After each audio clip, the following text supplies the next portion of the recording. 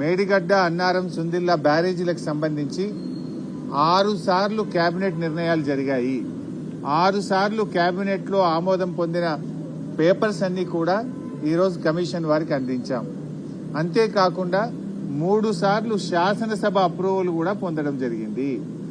ఆ 3 సార్లు శాసనసభ అప్రూవల్స్ ఎప్పుడెప్పుడు జరిగాయి, ఆ శాసనసభలో జరిగినటువంటి డాక్యుమెంట్స్, జరిగిన చర్చ, వాటన్నిటినీ కూడా ఈరోజు కమిషన్ కు అందజేయడం జరిగింది.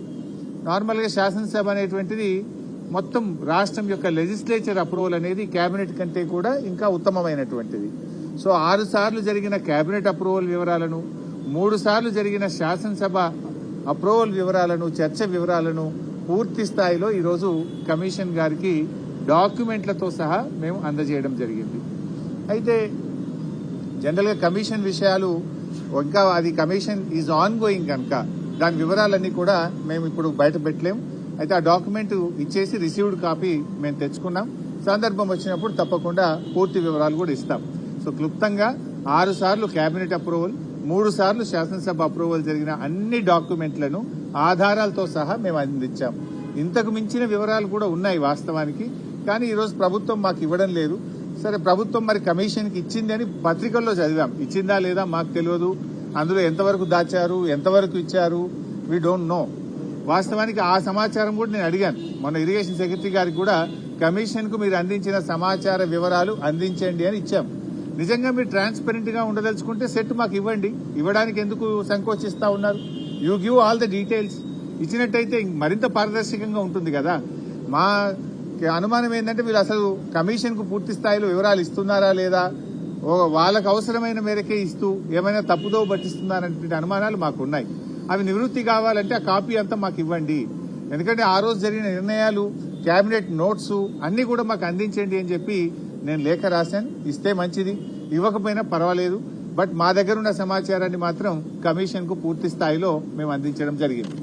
ఇకపోతే నిన్న ముఖ్యమంత్రి గారు పీపీటీ పెట్టారు. మొన్న ముఖ్యమంత్రి గారు మాట్లాడిన దాని మీద డీటెయిల్ గా మళ్లీ త్వరలో కూడా మేము మా పార్టీ తరఫున పీపీటీ పెడతాం, వివరాలు కూడా అందిస్తాం. బేసిక్ గా చెప్పాలంటే ముఖ్యమంత్రి గారు నిన్న మాట్లాడినటువంటి విషయాలు అవన్నీ కూడా గమనిస్తా ఉంటే, ప్రజాభవన్ లో ఏదైతే పవర్ పాయింట్ ప్రజెంటేషన్ ముఖ్యమంత్రి గారు నిన్న ఇచ్చారో దాన్ని బట్టి చూస్తే 50 ఏండ్ల కాంగ్రెస్ పాలనలో కాంగ్రెస్ పార్టీ చేసిన ద్రోహాలను కవర్ పాయింట్ ప్రజెంటేషన్ లాగా, ఆ ద్రోహాలను కప్పిపుచ్చడానికి అది పీపీటీ కాదు, అది కవర్ పాయింట్ ప్రజెంటేషన్ లాగా మాకు కనబడ్డది. ఎందుకంటే ద్రోహాలకు మారుపేరు కాంగ్రెస్ పార్టీ. ఉన్న తెలంగాణను ఆంధ్రలో కలిపింది కాంగ్రెసే, నీళ్లలో తెలంగాణకు అన్యాయం చేసింది కాంగ్రెసే, వందలాది మంది యువకులను పొట్టనబెట్టుకున్నది కాంగ్రెసే. సరే, ముఖ్యమంత్రి గారు మాట్లాడిన తీరు అదంతా చూస్తా ఉంటే 2 విషయాలు చాలా స్పష్టంగా మనకు కనబడతాయి. ఒకటేమో అజ్ఞానం, రెండవదేమో అతి తెలివితేటలు. ఒక రకంగా బాధతో చెప్తున్నాను, నేను ఏదో విమర్శించాలని చెప్పట్లేదు, రాజకీయాల కోసం మాట్లాడతలేదు. ఇప్పుడు నేను మాట్లాడేది కమిషన్ కి సంబంధం లేదు, కమిషన్ ని క్లోజ్ చేసిన. ఎందుకంటే కమిషన్ ఉన్నప్పుడు ఎక్కువ వివరాలు కమిషన్ పరిధి దాటి మాట్లాడకూడదు. What I'm talking is related to CMs PPT. So ఒకటి అజ్ఞానం, 2 అహంకారం.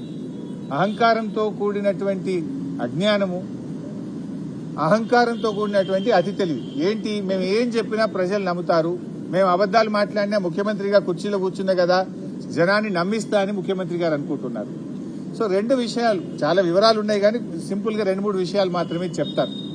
ఒకటి 299/512 ఇది శాశ్వత ఒప్పందం చేసుకున్నారని పదే పదే ఒక అబద్దాన్ని 100 సార్లు చెప్తే నిజమైద్దనే విధంగా రేవంత్ రెడ్డి గారు, ఉత్తమ్ కుమార్ రెడ్డి గారు వ్యవహరిస్తా ఉన్నారు. బాధ కలిగేది ఏంటంటే తాత్కాలిక నీటి వినియోగానికి, నీటి పంపకానికి తేడా లేకుండా ఈ రేవంత్ రెడ్డి గారు మాట్లాడుతూ ఉన్నారు. నీటి వినియోగం అనేది కేఆర్ఎంబీ చేస్తుంది, నీటి పంపకం అనేది ట్రిబ్యునల్ చేస్తుంది. నీటి వినియోగం అనేది ఆ సంవత్సరానికి మాత్రమే పరిమితమైతుంది, నీటి పంపకం అనేది శాశ్వతమైనటువంటిది. మీరేం చెప్తారు, శాశ్వతంగా 299 సంతకం పెట్టారనే ఒక అబద్దాన్ని పదే పదే ప్రచారం చేస్తున్నారు. వాస్తవానికి ఆ 299 ఎక్కడి నుంచి వచ్చింది? ఉమ్మడి ఆంధ్రప్రదేశ్ లో నాటి కాంగ్రెస్ పాలకులు కృష్ణానది పరివాహక ప్రాంతంలో ఇదే జానారెడ్డి, ఉత్తమ్ కుమార్ రెడ్డి, కోమటిరెడ్డి వెంకటరెడ్డి లాంటి చేతగాని కాంగ్రెస్ నేతల వల్ల, వీళ్ళ పెదవులు మూసుకోవడం వల్ల ఆనాడు కేవలం 299 టీఎంసీలు మాత్రమే తెలంగాణ ప్రాజెక్టులకు కేటాయించడం జరిగింది. దానిని ఆనాటి శాసనసభలో 2014లో అప్పటి ముఖ్యమంత్రి కిరణ్ కుమార్ రెడ్డి గారు ప్రవేశపెట్టారు. అది శాసనసభ రికార్డులలో కూడా ఉంది. ఆనాటి కాంగ్రెస్ ప్రభుత్వం జస్టిస్ శ్రీకృష్ణ కమిటీకి ఇచ్చిన నివేదికలో కూడా అటు గోదావరిలో 968, కృష్ణాలో 299 టీఎంసీలు కేటాయించాము అని కూడా ఆ రోజు చెప్పారు. ముఖ్యమంత్రి గారు కూడా మాట్లాడుతూ 968లో గోదావరిలో మా కాంగ్రెస్ ఇచ్చింది అని మొన్న మాట్లాడిండు. మరి కృష్ణాలో 299 ఇచ్చి అన్యాయం చేసింది అనేటువంటి విషయాన్ని దాచిపెట్టే ప్రయత్నం రేవంత్ రెడ్డి గారు చేశారు. బట్ అయినా ఇలా సింపుల్ క్వశ్చన్ అండి, చిన్న 10వ తరగతి పిల్లవాడిని అడిగినా చెప్తారు. స్ట్రైట్ అండ్ సింపుల్, అర్థం చేసుకోవడానికి చాలా సింపుల్. మరి శాశ్వత ఒప్పందం కేసీఆర్ చేసి ఉంటే సెక్షన్ 3 కోసం కేసీఆర్ ఎందుకు అడుగుతాడు? What is section 3? నీళ్లలో పునః పంపిణీ చేయాలి. తెలంగాణ ఆంధ్రప్రదేశ్ మధ్య కృష్ణా నదీ జలాలను పునః పంపిణీ చేయాలి. నది యొక్క పరివాహక ప్రాంతం ఆధారంగా నీళ్లు పంచాలని కేసీఆర్ అడిగిండు. ఎప్పుడు అడిగిండు కేసీఆర్? రాష్ట్రం ఏర్పడ్డ 42వ రోజు అడిగిండు. జూలై 12వ తేదీ నాడు ఢిల్లీలో సెక్షన్ 3 కింద నీళ్లు పంపిణీ చేయండి, మాకు 299 ఇచ్చి అన్యాయం చేశారు, మా తెలంగాణకు 69% నదీ పరివాహక ప్రాంతం ఆధారంగా నీళ్లు కేటాయించాల్సిందే, ఇది మా హక్కు అని కేసీఆర్ రాష్ట్రం ఏర్పడ్డ 42వ రోజు వేశాడు. మరి నేను అడుగుతున్నా, 299కి శాశ్వతంగా ఒప్పుకుంటే సెక్షన్ 3 ఎందుకు అడుగుతాడు? సెక్షన్ 3 విషయంలో ఉమాభారతి